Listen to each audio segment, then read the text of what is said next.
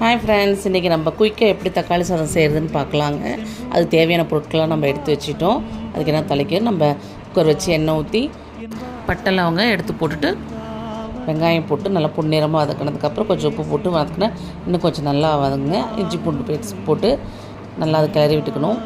அது நல்லா வதங்கினதுக்கப்புறம் அதுக்கப்புறம் 2 பச்சை மிளகாய், கொஞ்சம் புதினா, கொத்தமல்லி தழை, கருவேப்பிலை எல்லாம் போட்டு நல்லா வதக்கினதுக்கப்புறம் அது கூட தக்காளி போட்டு நல்லா மெசிடுங்க. நல்லா வெந்ததுக்கப்புறம் பார்த்திங்கன்னா கொஞ்சம் உப்பு, மஞ்சத்தூள், மிளகாத்தூள், கொஞ்சம் கரம் மசாலா போட்டு அதை நல்லா கிளறி விட்டுக்கணும். இப்போ நல்லா அது நல்லா கொஞ்சம் குக் ஆகிடும் பார்த்திங்கன்னா 5 நிமிஷம் கழிச்சு. அதுக்கப்புறம் நம்ம அரிசி எவ்வளோ உரைச்சோமோ அதுக்கு கரெக்டான அளவு தண்ணி பதமாக ஊற்றி அதை மூடி வச்சுருந்தோங்க. கொஞ்சம் கொதித்த பிறகு திருப்பி அது கூட நம்ம அரிசியை கழுவின அரிசி போடணும்.